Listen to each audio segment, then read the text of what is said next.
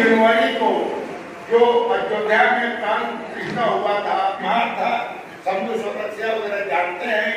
मैं आया था, मैं बोला कि भाई ये करा।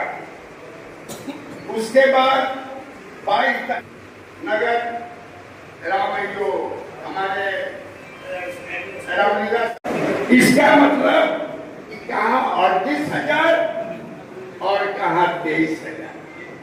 ये तो ऑलरेडी 15,000 बच गया। हमारा ऑलरेडी पिछले बार ये लोग 27,000 में। मैं इस शहर की बेटी हूँ, मैं इस शहर की बेटी हूँ और मैं इस शहर की बहू भी हूँ, लेकिन मैं सामान्य नारी नहीं हूँ। मैं सामान्य नारी नहीं हूँ कि मुझे आंख दिखाकर कोई डरा देगा और भुड़क करके कोई हमें धमका देगा। मैं कोई पद की लड़ाई नहीं लड़ रही, मैं पद की लड़ाई नहीं लड़ रही हूँ। मैं नारी समानता की लड़ाई लड़ रही हूँ और नारी स्वाभिमान की लड़ाई लड़ रही हूँ। अगर आज कोई प्रेम से आए और यहाँ पर सक्षम आदमी खड़ा हो जाए तो मैं अध्यक्ष का पद त्यागने के लिए तैयार हूँ। मुझे अध्यक्ष पद की जरा भी लालच नहीं है, लेकिन मुझे लालच है अब उस मंच की कि वहां पर कोई गलत काम नहीं हो, क्योंकि राम सृष्टि भी है और राम सृष्टा भी है, राम दृष्टि भी है, राम दृष्टा भी है, और उस राम का हम तिरस्कार होते नहीं देख सकते। हम सनातनी हैं। हम जिस घर में पैदा होते हैं वहां सिखाया जाता है कि जब बच्चे होते हैं तो भगवान श्री राम का, भगवान कृष्ण का नाम लेते हैं। अपने छोटे से बच्चे को हम खिलाते हैं, कान्हा कान्हा करके खिलाते हैं, क्योंकि मर्यादा पुरुषोत्तम प्रभु श्री राम जब त्रेता युग में पैदा हुए तो राम हुए और द्वापर में पैदा हुए तो कृष्ण हुए। उस राम कृष्ण के वंशज हैं हम। उस मंच को हम शर्मिंदा नहीं होने देंगे, उस मंच को हम दागदार नहीं होने देंगे। कहा जा रहा है कि मैं नगर रामलीला समिति की कार्यकारी अध्यक्ष थी। मुझे नहीं मतलब है, अध्यक्ष पद से मतलब नहीं है, नारी के स्वाभिमान से मतलब है। अगर कोई सक्षम नारी आज खड़ी हो जाए मैं उसे माला पहनाने को तैयार हूँ। एक महिला के नाते उसका तिरस्कार किया जाएगा, हमारी शक्तियों को कमजोर समझा जाएगा।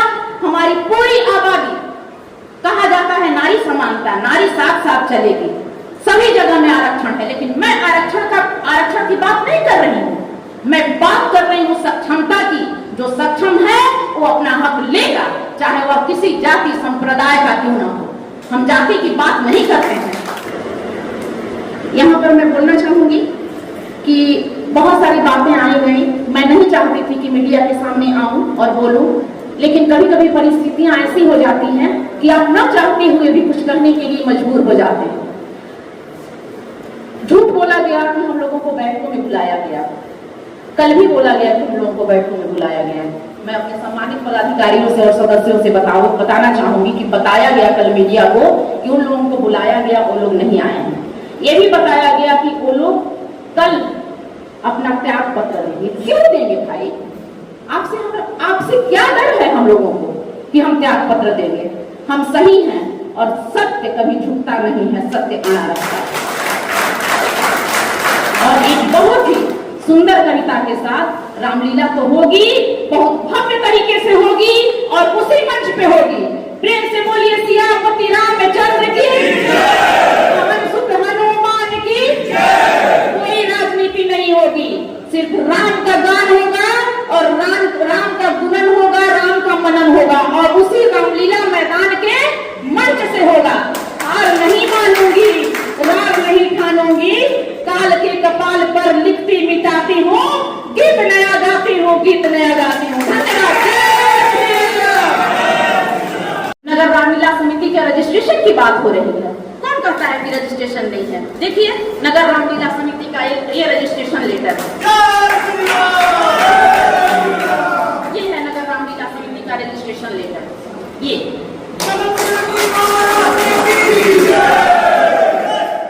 हमारा अपना बैंक अकाउंट है। इन्हीं सब चीजों के लिए तो हम लोगों का विवाद हुआ था कि नहीं, सिर्फ 1 साल में रामलीला हो और दरवाजा बंद रहे। सनातन हमारा यह नहीं कहता है। सनातन हमारा यह कहता है, हम लोग तो ऐसे दिव्य लोग हैं जो पहाड़ियों में जाकर कंदराओं में हमारे जो पूर्वज थे, ऋषि मुनि थे, वो तपस्या करते करते नरकंकाल बन गए। और आज हम एक बार साल में एक बार जय श्री राम नाम का नारा लगा रहे हैं और अपने आप को सनातनी मान रहे हैं। नहीं, उस संप्रदाय के लिए, उस पूरी कौम के लिए हमें काम करना होगा, हमें ढूंढना होगा किन्हें हमारी जरूरत है, हमें अपने धर्म की रक्षा के लिए आगे आना होगा, तब हम सनातन की बात कर सकते हैं और तब हम सनातनी हो सकते हैं।